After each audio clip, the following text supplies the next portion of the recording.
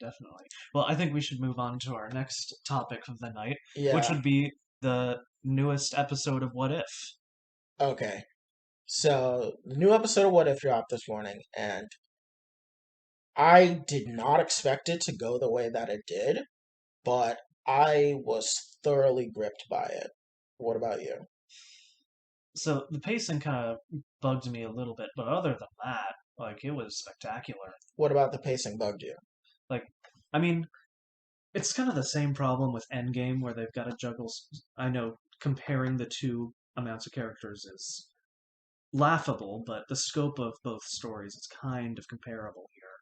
Just Mhm. they had to jam each character in the span of 3 minutes to get the plot going in Yeah. a 25-minute episode. Yeah, I was surprised they didn't make the episode longer like they did with WandaVision, because WandaVision's ending was, I believe, longer than its average runtime for its episodes, right? The pacing definitely fixed itself in the latter half because of what transpires throughout the whole episode, and they basically have their little mini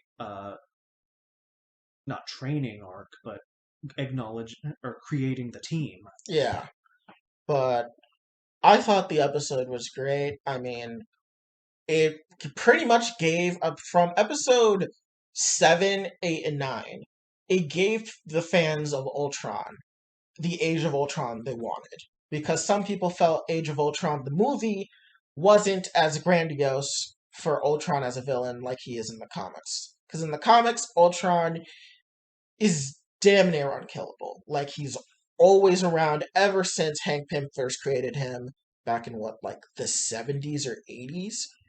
And like Ultron is always a threat, and the storyline Age of Ultron is just massive. I mean, it's a story Yeah, about Wolverine and Sue Storm going back in time to kill Hank Pym because Ultron took over the world and killed everyone. right. And so seeing a version of that where it's Ultron, he kills everyone and then takes over the multiverse, I think was very fitting, especially because it has the Watcher just basically be as desperate as Wolverine and Sue were in the comics, where it's like, I have to figure a way to stop him. And he goes to Strange Supreme, and then he's like, I have to just find heroes across the multiverse. Yeah. I will say I do think that episode 8 was better than episode 9, just marginally. Marginally? I, Just barely edging out. Just just because it was building up to something. yeah. No, I definitely could see that. It definitely sucks that an episode got cut, which at this point it's all but confirmed that it was the Tony on Sakar episode, where I think it's gonna be in season 2, but do you want me to explain what it's supposed to be? I would rather keep it vague for now, just in case anyone wants to avoid it. Yeah, so I'll say minor spoilers for what could potentially be a season 2 of What If episode. But originally, What If was going to be 10 episodes long, but due to the pandemic, things got very, very, very desperate because working from home, chaos, as you all know. And so production for an episode about Tony on Sakar got cut. And that episode would have followed Tony during the events of the original Avengers throwing a nuke like he did at the Shatari, but instead of hitting the Shatari home ship, it hits the Sanctuary 2, which is Thanos' flagship. And it hits that, and due to it, it causes chaos on Thanos' ship, and Thanos gets sent, not Thanos, Tony gets sent to Sakaar, where he basically does his own version of Ragnarok, where he's on Sakaar and he meets Gamora, who has her own little adventure that happens because she's on the Sanctuary too at the time, and so she has her own life. And she ends up coming across Tony Stark, and I guess shenanigans ensue, leading up to, I guess, them going to Nineveh and meeting Eitri, because that's where we see them during this episode. Yeah, yeah. Overall, like it's weird to think about Ultron being a much bigger threat than Thanos. I mean, yeah, he used the stones twice and then destroyed them. Here, you get to see the scope of what someone holding the stones for more than a week has the ability to do. Yeah. Um, There's one thing that people have been like very confused about is that in the comics, Infinity Stones do not work outside of their home universe. Right. Bringing them over to another universe doesn't work. This was especially shown during the 2015 Secret Wars event, where after their Infinity Stones were destroyed, when they destroyed another universe from crashing into theirs, they couldn't use another set of Infinity Stones from another universe to do it again. Though I feel like just this is a criticism of the MCU as a whole. Them traveling to different timelines all the time does make that extremely confusing. It does for sure, especially because the MCU, while considered separate, is still considered part of the greater Marvel Comics Right. multiverse. It's considered Earth 199999 or something, and it has been acknowledged by the main comic universe. I mean, the Young Avengers, when looking for speed through the multiverse, went to the MCU, and it was also confirmed via Loki's multiversal passport that the Loki of Earth 616 went to the MCU. Yeah. And did whatever. It's never acknowledged, but he did it. Yeah. So having Doctor Strange's time stone working in Ultron's universe was definitely like that shouldn't work. Or Ultron being able to destroy universes that aren't his own. Yeah. Because it makes it confusing because they don't make a distinction between a different universe and a different timeline. Yeah. For instance, like the stones being brought back in Endgame, and then you have uh, the Loki TV show with it being almost unusable wherever the TVA is, Yeah. and then having Ultron punch the Watcher through universes. Yeah. So, Definitely. so like if you stare at the situation for more than a few minutes, you can distinct, but in the moment, it's very confusing to distinguish between the two. And I hope they rectify it. But at the same time, I think they're trying to move away from the Infinity Stones since they were Yeah. destroyed in the main timeline. Yeah, the Infinity Saga is over. We'll see what happens in future titles like No Way Home and What If Season 2 and Doctor Strange and the Multiverse of Madness, how they'll handle, oh, and Loki Season 2, how they'll handle Infinity Stones moving forward. But back to the episode itself, I really like the fight scene. I thought it was pretty good, especially because they used Strange Supreme as basically the carry. He carried the entire team. If he's not there, they all die brutally. I mean, the one thing that the MCU does well is character combinations. Yeah, Like the team ups are what sell Marvel. yeah, it definitely does. And this episode was no different, with Strange having the runes, and then he multiplies Mjolnir to just keep Ultron busy. T'Challa in this in his multiverse, whatever, he's a thief, so he's good at stealing things, so he's able to steal the Soul Stone. I thought was very good, and it also protected him because, as we've been shown throughout the multiverse, normal humans cannot touch Infinity Stones; they die. So T'Challa having the rune, allowing him to touch a Soul Stone, was just a good little detail to show that yeah, he's not going to just disintegrate. Right, right. Um, Also, it was really cool just seeing Ultron destroy the galaxy and then Doctor Strange just absorbing it all and then eating it, which is like, Jesus Christ, how strong are you? Now you're starting to make me worried about power creep. Oh god, power creep. That's if what is being said about Multiverse of Madness is true, there will be power creep, and it's insane. Now, This was already insane to begin with, between the Watcher's fight with Ultron and what Doctor Strange can do against Ultron. right. So overall, do you have a favorite episode? Okay, so I would say episode 8 was my favorite overall. Same here. It was just so good between the story that Nat and Clint had, as well as the fight between Ultron and the Watcher, and just the animation of it all. I thought it was great. I thought it was my favorite. What about you? Honestly, you just repeated everything in my mind. My praise about episode 8 It's the same there. I would say for me, my favorite part was the build up. Yeah. Just I all the build up to that last scene yeah, of the Watcher having to break his oath. I yeah. think that was perfect. I think it was perfect too. I think overall I'd rank the episodes as episode 8 at the top, which is the Age of Ultron episode. Episode 9, Gardens of the Multiverse, is my second. My third favorite, surprisingly so, is Party Thor. I That was the one I had the least expectations for because it's like, what if Thor was a party frat boy? It's like, you mean, what if Thor was himself? But seeing it actually play out like a Looney Tunes episode, I think sold me on it more because I'm like, okay, so they're not actually taking themselves seriously with this. Like, this is supposed to be like, this is hilarious. It's supposed to be comedy. Yeah, Like, yeah, there's a threat the Earth could be destroyed from all these people being on Earth, but like, it's funny, and I yeah. liked it a lot. I know a lot of people were turned off from that episode because of the bit more goofy tone, but I think it all worked out at I the think end. it did. I feel more people were turned off by the goofy tone that was in the Marvel Zombies episode. That one, uh, well, I'll get to how I feel about each episode.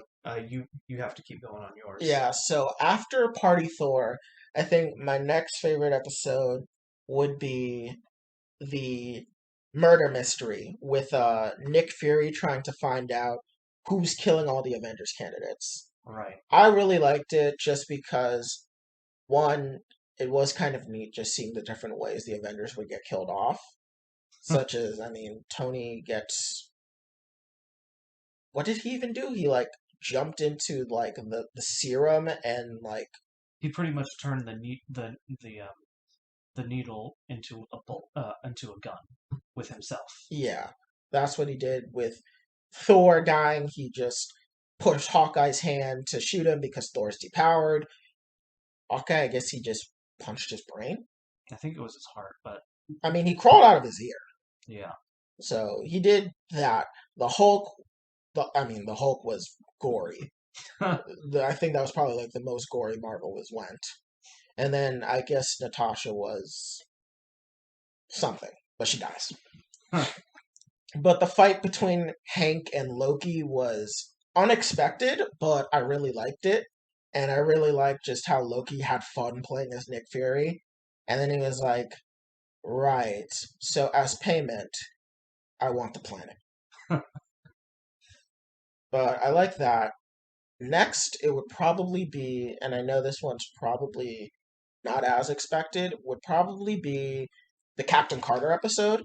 Because while it was very formulaic, I thought it was really good.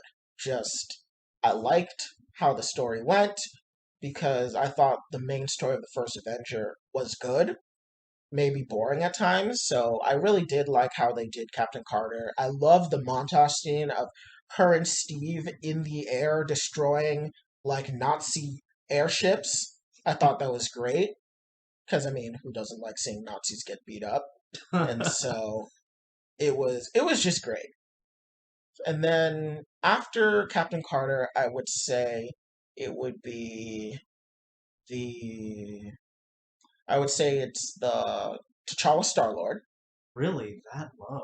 Yeah, the more I thought about it, the more I kind of just couldn't see myself going back to it. Like I would go back to like Captain Carter or Captain Carter or the Murder Mystery. And then after T'Challa Star Lord is the Doctor Strange.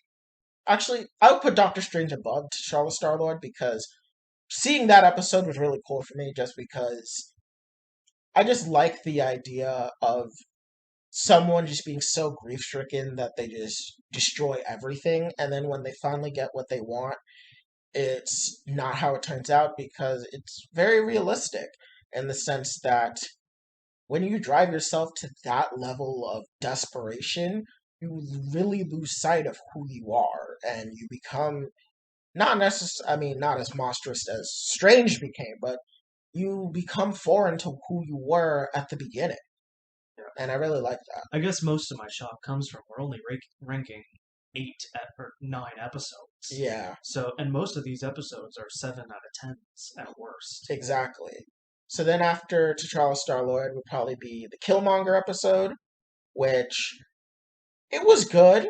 Um, it was just kind of, I don't know. Compared to the rest, it was good. It was just not better than the rest. And I will never forgive Michael B. Jordan for his very, very half-assed Wakanda Forever. Like, I cannot forgive it. I feel like they reused that clip They twice. did, and it was bad every time. Just the Wakanda Forever, and it's like, no, That's cut, that's the redo it, please, that's the take you're going please. with. Honestly, I feel like they could have redone that take. It was just bad. That it was bad, but on top of that, just it was really just Killmonger is a gigantic fucking asshole, and that was it. Like, they really didn't do much to, like, show a different shade of why he's an asshole. It's just, yep, my dad was killed by the Wakandans. I hate them, and I think that, well, we should elevate black people, but not really, because if they disobey me, I'll kill them anyway. And so he kind of didn't really stray from that. I mean, he was willing to sacrifice dozens of his own people to prove a point and become more powerful. Right. And then the last episode I'd rank would be the Marvel Zombies one. Yeah. It was good, but the quips were kind of bad. Like, in hindsight, the guys, I have Sharon all over me after she murdered her was kind of like, Yeah, I definitely have some opinions about that episode. it was So definitely cringe. I understand it was going for like the horror comedy parody, but I don't think it landed. Like, I feel like they didn't understand how to make Spider-Man work. Because I mean, he is a quippy character, but I don't think they did it right. I feel like in order for the whole parody to work, his character needed to be spot on as far as being able to like mimic that genre. And if he fell apart, the whole episode fell apart. Yeah. Like if they mastered him and him alone, that would have probably elevated it that much. I feel the biggest thing that they didn't do that the comics did was that in the comics, the Marvel zombies speak full sentences. They have all their cognitive functions. They're just consumed by an unending desire to consume flesh and brains. And so I feel like there was so much missed potential for the horror comedy by not having the zombies respond. Like, can you imagine, like, a zombie Captain America describing to Bucky why he wants to eat him? It's like, Bucky, I love you, but I really love how your neck is looking right now. Something like that. And the furthest they went with that concept was with Happy. Yeah, where he comes back and he's like, blam. And it's like, yeah, but that's kind of what the point of Marvel Zombies is, and you really missed the point. And it doesn't even deviate from what the other zombies are doing at that moment anyway. Yeah. And also just the way Vision acted in that episode was very suspect for me, just because I get they were trying to kind of show that, like Wanda, Vision would also go to like very extreme ends for the one he loves, but at the same time, it's like this is supposed to be the same character that objected to Wanda stealing the free will of everyone in Westview, and here he is in doing something that, in my opinion, is just as evil, which is luring people with a sense of hope against this zombie apocalypse and then feeding them to his zombie girlfriend because, I would argue it's worse. I mean, yeah, honestly, because no one died in Westview, while he's just murdering people. I mean, yeah, he saved Scott Lang as a proof of concept that, oh, I can stop zombies, but oh, Wanda can't be stopped because she's too powerful. Guess I'll just kill everyone else and not stop the apocalypse. It's like, what the hell? But I've gone on too much. You give your rankings. Oh God, I don't even know where else I would deviate. I mean, maybe I would push the Captain Carter episode down, but at the same time, I acknowledge that it's pretty much a necessary episode one. Yeah, I would say it would be my second or third least favorite of the nine, but other than that, and maybe pushing the T'Challa episode up, I would say that mine really doesn't deviate. And the only reason I push it up is just because of the idea of another heist episode. yeah, But instead of with um, Chris Pratt Star Lord, it would be Chadwick Boseman Star Lord. yeah, And that's another thing I want to talk about too is his last performance as a whole. yeah. I think it was great. They definitely didn't utilize him as much in the final episode, but that's fine considering he had a solid episode of his own. I mean, he had leading to semi-leading roles in 3 episodes. I would say the Killmonger. Well, yeah, even the Killmonger one, he still had a very like poignant appearance as well. I would say this was like the one where he was least effective. Honestly, I I would actually agree that his best performance was probably the Killmonger episode. Yeah, because I think that one was like T'Challa to his core, Right. and it was very just I don't know, just they really just had T'Challa and death throughout this like entire like series. Like in the T'Challa Star-Lord one, I mean, he convinced Thanos not to genocide the universe. Which I And know was a tough pill to swallow for everyone, but I still loved yeah, it. I liked it. I would just love to see what he said. I genuinely think it was possible for MCU Thanos to be talked out of his whole thing. Comic Thanos, absolutely not. That guy is crazy in love with death, and he is his own separate brand of crazy. But I feel like MCU Thanos could have been talked down by the right person. And I feel like the only people that could have done it would have been T'Challa or the Ancient One. Yeah, potentially. But overall, Chadwick Boseman's performance throughout the series was great. I agree.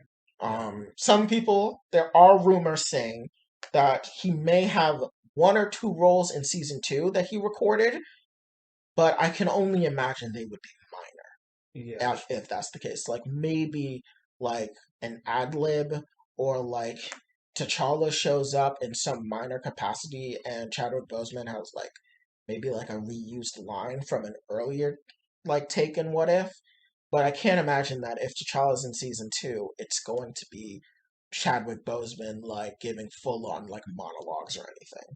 Because even at this point, it's still heart stopping to hear his voice a year and a half after his passing. Yeah, for sure. But overall, I thought What If was a great series. To be perfectly honest, I rank it as my number one out of the four that's come out so far. Really? I would have it go What If, then Loki, then Falcon and the Winter Soldier, and then WandaVision. Yeah. Like in hindsight, looking back on WandaVision, that ending really tanked it. And Oh, yeah. not because there's no Mephisto. Like I could live without Mephisto, but the whole just It was all build up, and then the ending just really didn't land. yeah. I know that the commercials, according to the writers, were supposed to build up to Doctor Strange trying to talk to Wanda and try to like tell her that she's not herself, but it wasn't that she's not herself. Wanda was in complete control. The Hex and all the terrible things in the Hex were her fault. It wasn't Agatha. Agatha, only thing that she did that's considered truly bad is she killed Sparky. I mean, she killed Sparky, and I mean, yeah, she did hijack Ralph Boner. Fucking hate that, but still. She hijacked Ralph Boner, but I mean, Ralph Boner was already hijacked from Wanda to begin with, so Yeah. it wasn't. I mean, at least he got super speed out of the deal with Agatha. Yeah.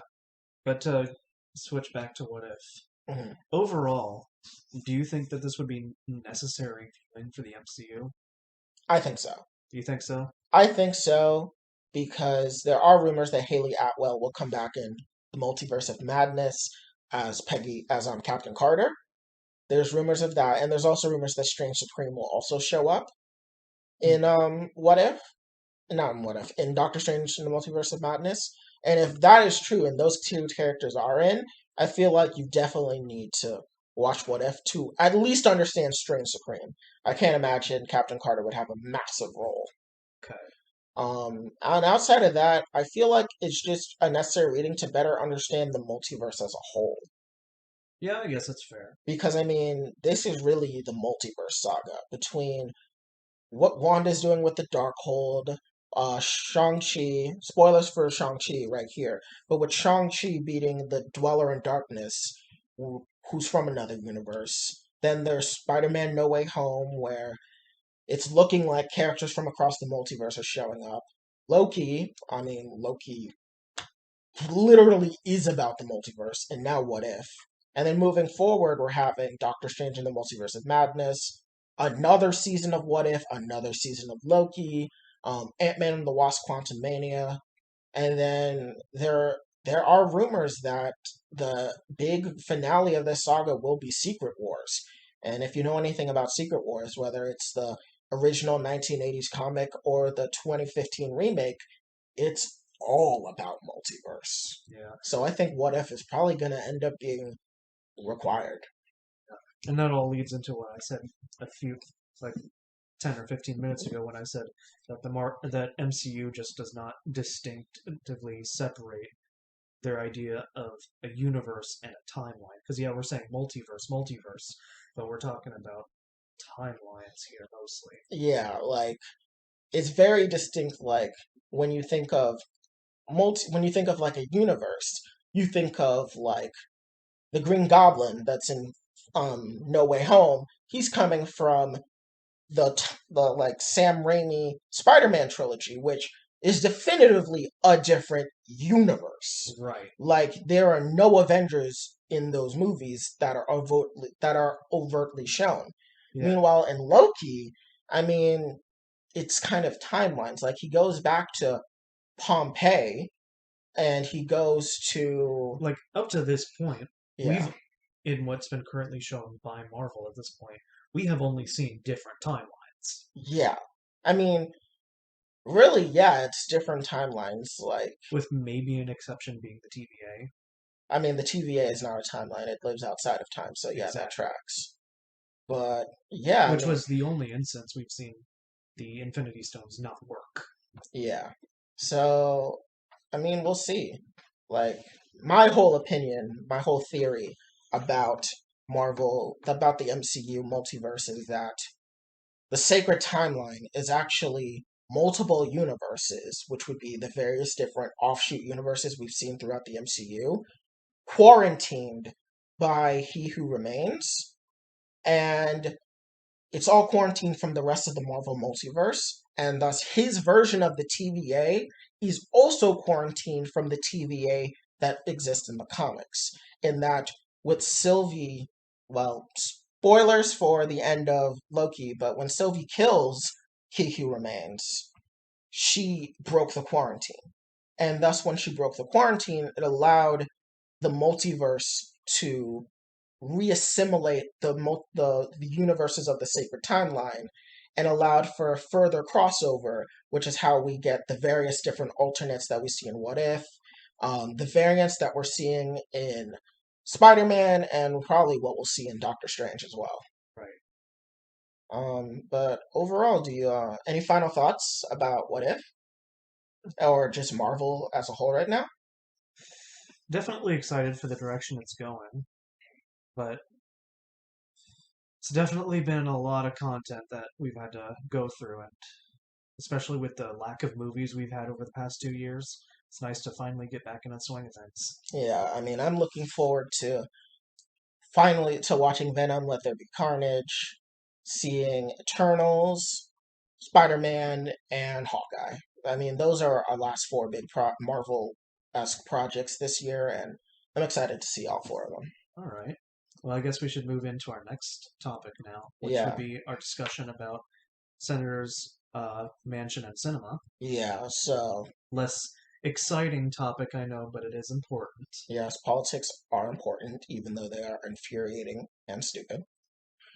So Senators Joe Manchin and Kirsten Sinema, in my opinion, are the perfect examples of power hungry in the sense that they have been politically irrelevant for the most part. They weren't making huge headlines until they finally were given an opportunity to get power, which they did get power with the 2020 elections, where the Democrats were able to get a 50% majority in the Senate.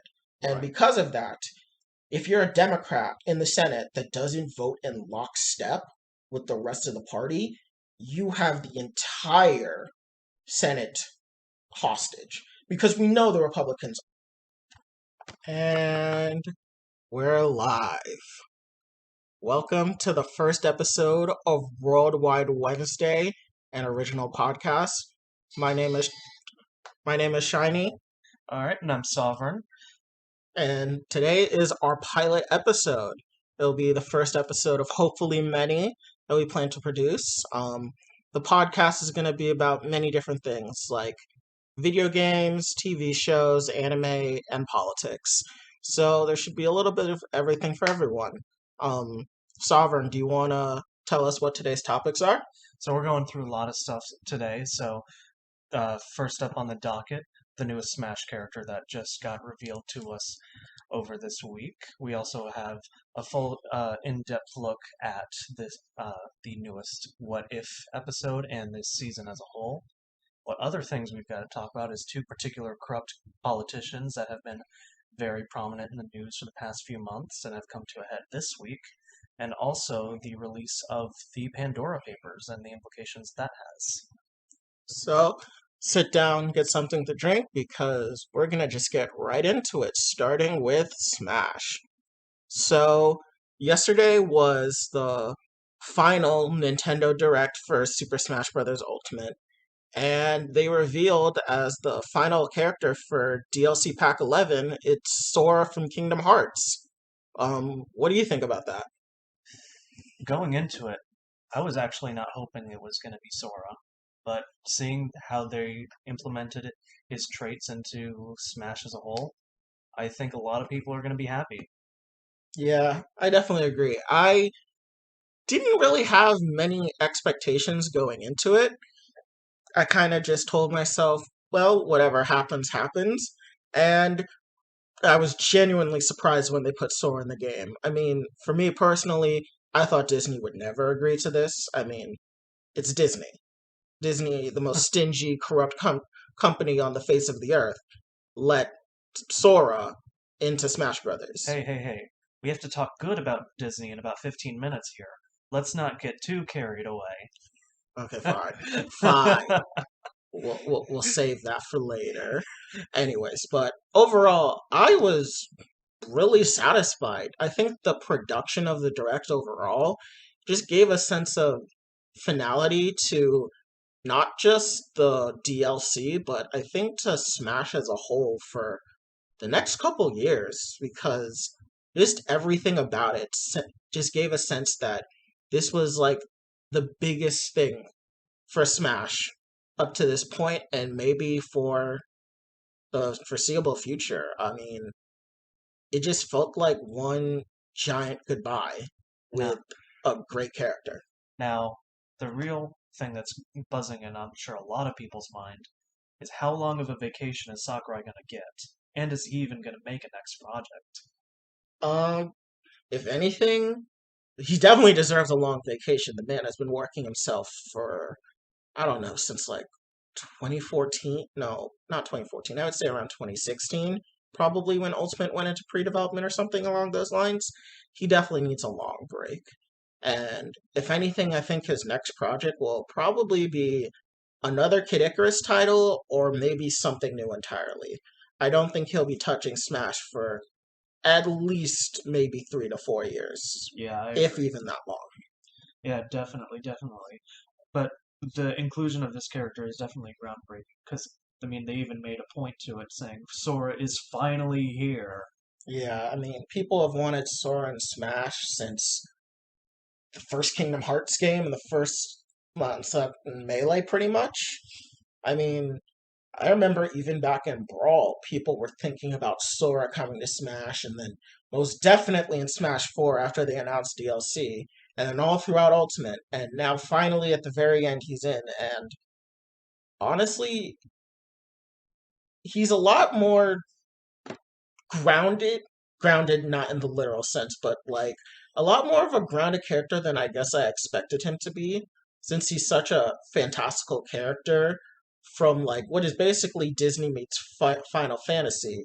I kind of expected this just like over the top, just completely just balls to the wall type character, but in reality, he's actually fairly simple. So you're talking in aspects like Kazuya and Steve are pretty like original like characters. They got their own unique mechanics and they're pretty weird when it comes to like the traditions of controlling characters in Smash. But I can see what you're saying. Yeah, definitely. That Just from looking at the Kingdom Hearts game because I've never played them, but I've seen the trailers and I've seen like specifically the boss fights. I've watched my friends do various different Kingdom Hearts boss fights. I thought, oh my god, if this character ever came to Smash, it would be this character would just need so much, but really it seems like they nailed him down in a pretty simplistic way and many Kingdom Hearts fans seem to be, at least from what I've seen, pretty satisfied with how his move set and his entire kit has come out, and they feel it's pretty faithful to what he's like. I mean, from the 3-hit combo to the magic to the what's it called? The down B, his counter. right, Yeah, and especially the costumes. The costumes and Hollow Bastion, the stage, everyone seems to find like the most faithful. right. Now, how many times have you rewatched that trailer? Because I've rewatched it like 5 times. I think I've watched it like 3 times, and it was just The build up to that was really long. Like they really took you for a ride throughout that whole trailer, yeah. especially with the callback to the first reveal of Inkling back in when was that? 2018? I think it was 2017. Definitely a while. Yeah. Um. Yeah, for sure. It was the main thing I liked about the trailer, specifically the one that they showed at the end, which was the full, was the mini Sora versus Sephiroth fight. Because I know for a Kingdom Hearts fan, that fight is one, I think it's a hidden boss fight, and two, it is probably one of the hardest boss fights in that franchise. And I mean, one would expect it. It's Sephiroth. Like he's the pinnacle of video game antagonism, alongside like Bowser, Doctor Eggman, and like Ganondorf Right. and Doctor Wily. So of both fighters passes, do you think that this was the right one to end on? Yeah, for sure. I definitely think this was the best one to end on because I mean it's pure wish fulfillment. Like the very end was like this is what we think everyone would love. It's probably the best way to go out, leaving just everyone slack-jawed, and I think they nailed it. What do you Right. think? Like the only characters that come even close to that level of hype that we got as a response was would be either Steve or Sephiroth. Sephiroth probably coming closest of all of them. I think that this was the right one to end on because we got many first party reps. You got Byleth, you got Min Min, you got some out there choices like Terry, Kazuya, and Steve. But yeah, I think this was the right one to end on for sure. Yeah, I definitely agree. I mean, of the 12 DLC characters, from Piranha Plant to Sora, which one was your favorite and which one was your least favorite? See here, out of all of them, well, my favorite out of all of them, honestly, I'm going to say Steve. Steve? That's the one I have personally been wishing for this whole time. And when I immediately when I saw that the first 10 seconds of that trailer, I was like, yeah. Or not the trailer, but right when Mario gets blown away in the trailer, Yeah, you could tell immediately. when Sonic literally punched him to Minecraft. But my least favorite, oh, that's kind of tough. I mean, the easy answer would be Piranha Plant, but he's still fun to use. If I had to choose a least favorite out of all of them, honestly, I might go Banjo. Banjo? He's the less unique and overpowered of the cast. Yeah, I would say he's the least fun to use out of all of them. interesting. For me, my favorite out of all of them to play, I think is, well, obviously barring Sora because he's not out yet, but for me personally, my favorite one revealed was probably, mm, let me think about that. The best reveal was definitely Sephiroth, in my opinion. For sure. Was definitely Sephiroth. The worst reveal, I think, in my opinion, I think it was Terry, just because some intern screwed up and accidentally leaked some Fatal Fury song on YouTube and completely ruined the surprise. But I think in terms of reveal, Terry just had it worse just because he was leaked probably like a day or two before. But in terms of characters that I had fun and the least fun playing, the least fun for me was probably Hero. Really? I don't know. Like, I liked Hero when he first came out, but then compared to like Piranha Plant, Joker, Banjo, Terry, and Byleth, I found I found Hero just to be the weakest one in terms of fun for me to play as, and this was especially accentuated throughout DLC throughout Season Pass 2, where I felt that Min Min, Steve, Pyra, Mithra, Sephiroth, Kazuya, I felt they were all on some level very fun to play. And moving on from that, I would say the most fun for me is definitely Kazuya. Just the way he just plays, I just find extremely gratifying. Just the heavy hits, the sort of stiff movement, but still just kind of moves just very fluidly. I just like. The only problem I have with him is sometimes he's just facing the wrong direction when I want him to turn around. And I think that's just a problem with all the fighting game characters with an auto turnaround. But outside of that, I just find him very fun to play. And let's be honest here. If you spike with his down smash, it's the most rewarding thing ever just for how brutal it is. Especially because his attacks don't have hit stun. Like your character doesn't go into hit stun like because it's based off of Tekken. So when your character gets hit by that down smash, you just die off stage. Like your character disappears. Yeah, you make me well aware of that for sure. Yeah, I do. It was overall. I do think Kazuya is the most fun, but Sora does look like he could be very fun because jumping through the air like that and comboing, especially with his I mean, he's pretty much a reverse Little Mac, but he'll probably be good. yeah. If Sora somehow is bottom tier, I would be very surprised. Just Honestly. because that would mean he'd be worse than characters like Dr. Mario and Ganondorf, which I could not ever see happening.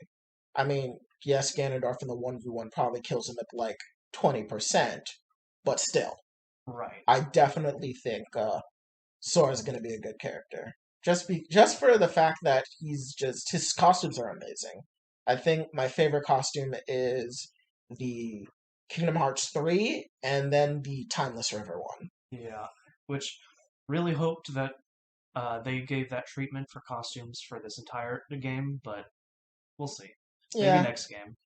yeah, that's the biggest thing. I felt that like the main cast of Smash really did get screwed on some of the costumes. Like, why isn't there a dry Bowser? Like Bowser, for example, could have so many good costumes. Like he has dry Bowser, Or even ones that have come out in the past half decade. true. Like you got Meowser, you got Wedding Bowser. You have Rookie from Superstar Saga, Dry Bowser. You have Dark Bowser from Bowser's Inside Story. Like you have enough unique. Or say someone like, let me think, another person that's not a Mario character but has good costumes. I would say Ryu, could definitely have worked. Like you could have given him Evil Ryu, you could have given him Dan, you could have given him Akuma, you could have given him Fang, which is basically like Evil Ryu 2, Electric Boogaloo, where he's basically just become an over-designed demon, but still, it could have worked, especially because Fang came out in between Smash 4 and Smash Ultimate. Like, you definitely could have put him in as an alt costume. At least Evil Ryu and Violent can. They're literally just gray recolors. They could have easily put them in. Right. But, So, as far as fulfilling Sora's slot, do you think any other character would have been just as hype to fill that last slot? well, considering assuming Dante wasn't deconfirmed as a Mii fighter or Doom guy, I feel like the only three that could have worked were Dante, Doom guy, or Master Chief. Yeah. I mean, a lot of people wanted Master Chief for sure. yeah, I mean, I love Crash and I love Spyro, and they're definitely gaming icons, but I feel like the idea of I feel like Dante would be on the level of Crash and Spyro, so maybe take him out, but like Doom Guy and Master Chief, Doom Guy, the father of the first person shooter genre. Like he is the father, he defined the genre for generations on end, and his games, plural, are always amazing. And then Master Chief, who is the mascot of FPS alongside Call of Duty. But Call of Duty doesn't have like a single character that one Not even points just to. FPSs, just Xbox in general. Like, Yeah, he's does Microsoft have any other reps besides like Steve that represent their company? I would say it's Master Chief. It's Master Chief. Halo is an amazing franchise. I mean, I love Halo 3. I played it a lot as a kid. It was such a fun game. Even Halo ODST was fun for me. I really liked it. And Master Chief just. I feel like everyone loves Master Chief. Like, I don't think you'll find a single gamer that thinks Master Chief is bad because he's just a badass. And I feel like if he showed up in Smash, he would be a heavier Snake that is as aggressive as like I don't know who's a very aggressive character like Pikachu or something. Maybe not as mobile as Pikachu, but like he would be so aggressive, so heavy, and I think people would just love it because it's Master Chief. You can't go wrong. I think that was a very successful first segment. What was that? 17 minutes? Yeah, yeah, Wow. we're making good time, but overall, I feel that Sora was a good reveal. I feel that the entire production for that entire direct was perfect. Sakurai clearly had fun with it to the point where he's like, who am I even talking to when I say these things? Am I talking to you? Am I talking to myself? Why do I even say the things that I do? I feel like he was having a lot of fun, and overall, I thought it was a good direct. Oh yeah, one last thing. What did you think of the amiibos that they showed off? I'm buying all of them. I haven't bought any of them since Ultimate came out. I'm buying them.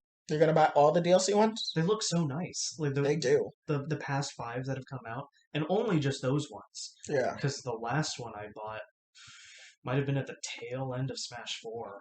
Really? Which one was that? That had to be King Dedede, I believe. King Dedede? Oh wow. And I just bought that one because I thought it was shiny. I mean, fair.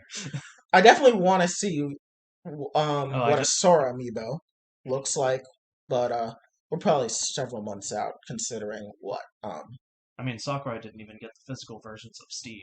exactly. So yeah, didn't Steve come out like a year ago at this point? He was revealed a year ago. Yeah, so yeah, that amiibo is definitely not coming out for a while, but And yeah. the newest ones are definitely the most detailed, including Steve.